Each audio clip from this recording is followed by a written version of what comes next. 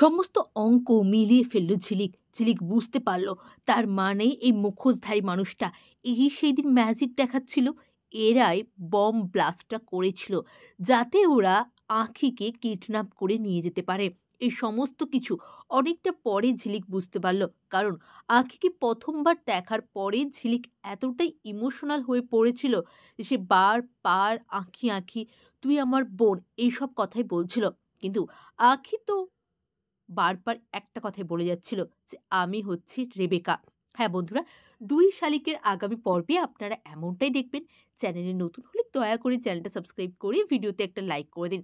ওইদিকে ঝিলিক কিন্তু open thread দিয়ে দিল যে আপনি কে? এই মুখোশের আড়ালের সত্যিটা আমি খুঁজে বার করব। আমার বোনকে বেশি দিন আমি এইভাবে দেখতে পারবো না।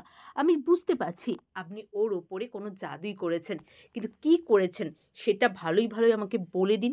না হলে কিন্তু আমি বলে রাখছি, মারবো একদিন আর ব্যথা থাকবে 17.5 দিন। যেটা ঝিলিকের ডায়লগ। কিন্তু সত্যি কি ঝিলিক বুঝতে পারবে যে আঁখির সাথে ঠিক কী করা হয়েছে?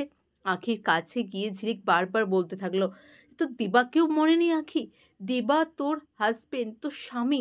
তুই দেবাকে কত ভালোবাসতিস। তুই আমাদেরকে কি করে এইভাবে এক নিমেষে ভুলে গেলি? সমস্ত কিছুকে এইভাবে ভুলে নেওয়া যায়? আমি বুঝতে পারছি তোকে কিছু করা হয়েছে। কিন্তু তুই সেটা বুঝতে পারছিস না। তুই রেবেকা নয়, তুই আঁখি।" কিন্তু আঁখি কোনো কথাই শুনল না। ঝিলিকের কোনো কথাকে পাত্তাও সে দিল না। তাহলে কি এবারে ঝিলিক পারবে সত্যিটা খুঁজে বার করতে? সত্যিটা খুঁজে বার করে আসল কি হয়েছে সেই ঘটনাটা বুঝে আসল দোষীকে শায়েস্তা করতে? আপনাদের কি মনে হয় অবশ্যই কমেন্ট করে জানান।